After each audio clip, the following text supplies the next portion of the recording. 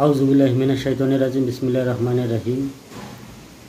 শুরু করতেছি আল্লাহর নামে, যিনি পরম করুণাময় অসীম দয়ালু। অনেক ক্ষেত্রে দেখা যায় অনেক মহিলা স্ত্রী লোকের গর্ভের সন্তান নষ্ট হয়ে যায়। সেটা অনেক ক্ষেত্রে জিনের সমস্যার কারণে বা কোনো বদনজরের কারণে বা অন্যান্য যদি কোনো সমস্যা থাকে শারীরিক, সে কারণে তার গর্ভের সন্তান নষ্ট হয়ে যায়, অকালে মৃত্যু হয়ে যায়।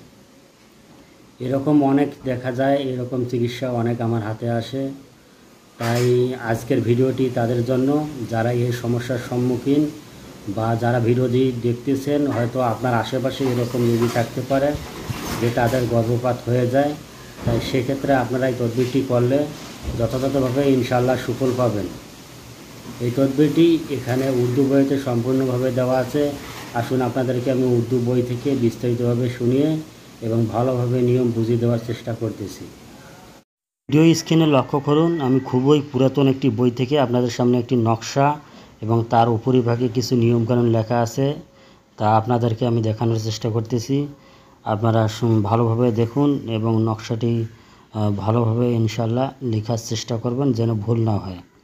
এখানে যা দেওয়া আছে, जैसा औरत की पेट में बच्चा मर गया हो तो ये तावीज़ लिखा कर औरत को फैलावे।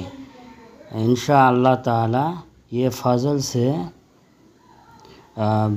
खलास होगी। মানে যদি কোনো আওরত বা স্ত্রী লোকের পেটে বাচ্চা মারা গিয়া মানে মারা যায়, তো এই তাবিজ আপনি লিখে আওরতকে আপনি যদি পেলাবে মানে আপনি যদি খাওয়াতে পারেন মেশকো জাফরান দিয়ে লিখে, এবং সেটা অবশ্যই আপনি ভালো সাইতে লেখার চেষ্টা করবেন।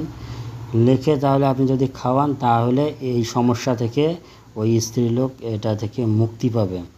তাবিজটি খুবই ইম্পর্টেন্ট এবং অন্যান্য কিতাব থেকে কিতাবটি আলাদা এবং খুবই পুরাতন।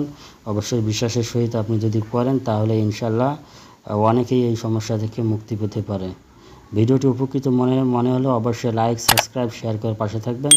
ধন্যবাদ সকলকে।